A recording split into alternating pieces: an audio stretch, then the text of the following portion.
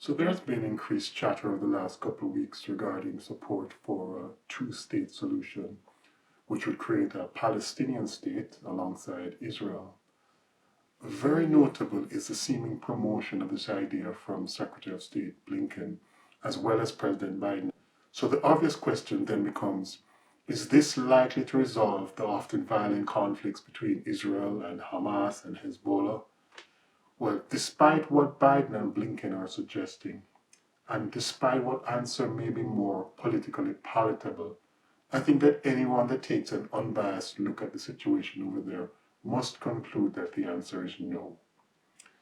This is because the Palestinian concept of their state encompasses not just the land that they are currently living on, but the entire plot of land on which the modern state of Israel exists as well. Everything from the banks of the Jordan River to the east, to the Mediterranean Sea, to the west. The whole river to the sea saying, as you may have heard. This is why multiple efforts made by Israel in the past to reach a two-state agreement with the Palestinian leaders have all failed, as their ultimate goal is a one-state solution in which the nation of Israel has been erased from the map.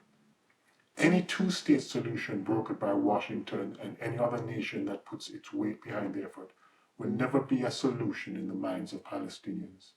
It will simply be an intermediate step on the way to their ultimate goal, and it will only be a matter of time, and likely a very short period of time, before the attacks on Israel resume. The only difference that would be made is that the terrorists would now have the power and influence that comes from being an actual nation state recognized by the international community behind them, making it even more difficult and costly for Israel to defend itself. Apart from that very practical reason, there is also another reason why statehood should not be granted to Palestinians. As I record this, we are less than 5 months past the October 7th attack.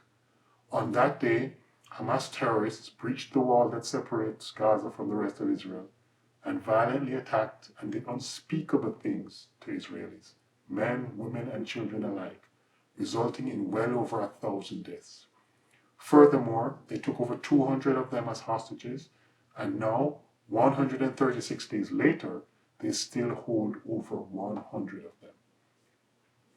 It's important to note that these are civilians, not soldiers or combatants captured on the battlefield being held as prisoners of war, not criminals who came into their territory and broke their laws, not even accused spies or political dissidents that they are bringing trumped-up charges against.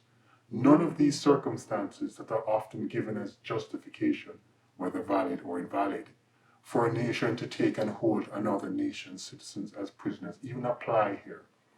These are regular civilians, kidnapped at the barrel of a gun and forcibly brought into Hamas-controlled territory and held there against their will for 136 days and counting. What argument can there possibly be to recognize a government that would countenance such a despicable action? A government that refuses to let these captives be returned home to their families and loved ones. Any such government is illegitimate and should never be recognized for acceptance into the international community. We already have the problem of dealing with a handful of rogue states, terror financing states, and failed states who, for various reasons of practicality, we as a world community cannot avoid dealing with as best we can. So why on earth would we even consider adding another one that would probably be worse than most into the mix? Anyway, those are my views. Let me know what yours are in the comments, and I'll see you in the next video.